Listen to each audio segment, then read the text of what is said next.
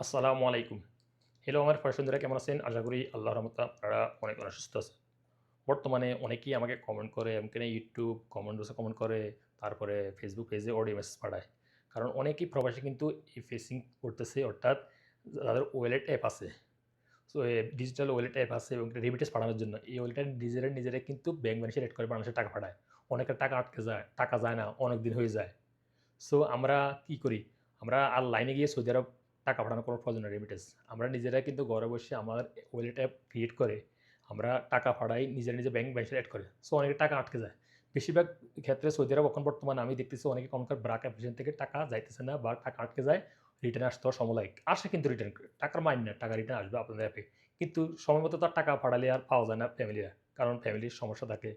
সময়মতো টাকা পাওয়ার প্রয়োজন অবশ্যই। সো যারা সৌদি আরব বসবাস করেন আমার সাজেশন হলো কি, দেখুন আমাদের যাদেরই ওয়ালেট অ্যাপ আছে, আমরা নিজে ব্যাংক ব্যালেন্সের কিন্তু এড করে বাংলাদেশে টাকা পাঠাই। সো আপনারা যদি সঠিক ব্যাংক ব্যালেন্সের এড করেন, তাহলে অবশ্যই টাকা যাবে। আর টাকা না গেলেও যদি কোনো সার্ভার সমস্যা থাকে, তাহলে টাকাগুলো আবার রিটার্ন আপনাদের অ্যাপে চলে আসবে। সো আপনারা মাথা রাখবেন, যখনই আপনারা ব্যাংক ব্যালেন্সের এড করবেন, তখন সঠিক ব্যাংক ব্যালেন্সের এড করবেন। অনেকে বলে, "ভাই আমার নাম ভুল হয়ে গেছে। আবার আমার অ্যাকাউন্ট নাম্বার একটা ভুলে গেছে। আমার টাকা আটকে গেছে, টাকা আসতেছে না।" সো আমি যতটুকু সম্ভব আমি অডিও মেসেজে সাজেশন দিই। তারপরেও তো এতটুকু আর বেশি সাজেশন দেওয়া যায় না। এটা তো সৌদি আরবের কাম। আমি তো বাংলাদেশী পারসন, আপনারা ভালো করে জানেন। সো আপনারা যখন বেনিফিশিয়ারি এড করবেন, তখন সঠিক বেনিফিশিয়ারি এড করবেন। হতে পারে ওয়ালেট। বেশিরভাগ ওয়ালেটে আমরা বেনিফিশিয়ারি এড করি। সর্বপ্রথম আপনারা দেখবেন কি যখন বেনিফিশিয়ারি এড করেন, নাম। কেউ ৩ নাম থাকে, কেউ ২ নাম থাকে, কেউ ১ নাম থাকে ব্যাংক অ্যাকাউন্ট। আর ওই নামগুলি কিন্তু বাংলাদেশের চেকবুকের মধ্যে থাকে। আপনারা চেকবুকের ফটোকপি লবেন। লওয়ার পরে ওখান থেকে দেখে আপনারা এড করবেন। যেন নাম ভুল না হয়। যদি ৩ নাম থাকে তাহলে first name, middle name, second name আপনারা রাইটিং করবেন। যদি ২ নাম থাকে তাহলে first name and last name ডালবেন। মিডল নেম দরকার নেই।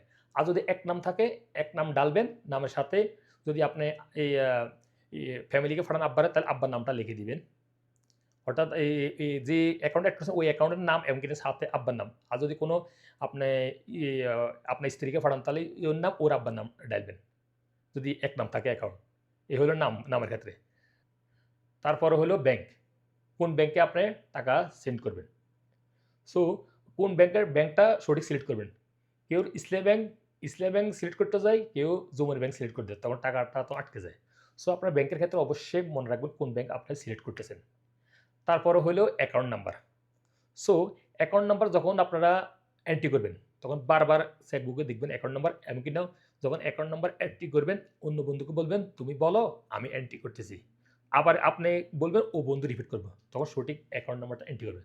তাহলে টাকা আটকাবে না, সঠিক তথ্য দিলে আপনাদের টাকা যাবে। তারপর হলো ব্রাঞ্চ। কোন ব্রাঞ্চ? কোন ব্রাঞ্চে আপনার অ্যাকাউন্টটা অবস্থিত? ওই ব্রাঞ্চটা সঠিক সিলেক্ট করবেন। কেউর আছে লাক্সিমপুর, আপনার লাক্সিমপুর সিলেক্ট করে দেয়, ঢাকা সিলেক্ট করে দেয়, ফরিদপুর সিলেক্ট করে দেয়। সো আপনারা কোন ব্রাঞ্চে অ্যাকাউন্টটা ওই ব্রাঞ্চ সঠিক এড করবেন। হ্যাঁ, তারপর এজেন্ট ব্যাংক কোনো ক্ষেত্রে এজেন্ট ব্যাংকের মধ্যে আপনারা ওখানে এজেন্ট ব্যাংকটা কোন উপশাখার আন্ডারে। এজেন্ট ব্যাংকগুলি কিন্তু অবশ্যই ব্রাঞ্চের একটার আন্ডারে চলে। যেমন নাকি এক্সাম্পল লাক্সিমপুর একটা ডিস্ট্রিক্ট। ও লাক্সিমপুরে এই ব্রাঞ্চ কিন্তু এজেন্ট ব্যাংক আছে অন্যান্য বাজারের মধ্যে। তখন ওই লাক্সিমপুর সিলেক্ট করতে হবে আপনাকে। কারণ ওই ব্রাঞ্চের আন্ডারে কিন্তু এ চলে। ও তার অ্যাকাউন্টে কম্বিনেশন চলে। আর না হলে আপনারা এজেন্ট ব্যাংকের কাছে ফোন করতে পারেন। ফোন করে ওখানে তাদেরকে বলতে পারেন আমরা কোন ব্রাঞ্চ সিলেক্ট করব। আর অনেকেরই ক্ষেত্রে অনেক ওয়ালেট আছে রাউটিং নাম্বার। আপনারা রাউটিং নাম্বারটা কিভাবে সিলেক্ট করবেন? আপনারা যেকোনো Google Chrome ব্রাউজারে গিয়ে ওখানে ব্যাংকের নাম দিয়ে, ব্রাঞ্চের নাম দিয়ে রাউটিং নাম্বার লিখলে রাউটিং নাম্বার চলে আসবে। ওই রাউটিং নাম্বার দিয়ে ব্রাঞ্চ এড করে।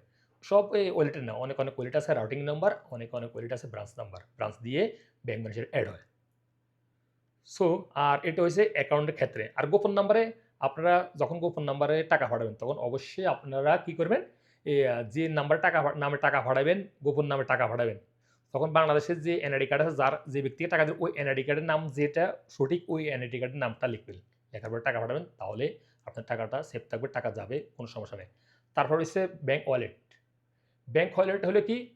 ব্যাংক ওয়ালেটের মধ্যে আপনারা যখনই টাকা পাঠাবেন বাংলাদেশে, অবশ্যই আপনাদের ব্যাংক ওয়ালেটের যে ফোন নাম্বারটা আছে, ও ফোন নাম্বারটা সঠিক এন্ট্রি করবেন। বারবার দেখবেন। তাহলে আপনাদের ভুল নাম্বারে টাকা যাবে না বাংলাদেশে।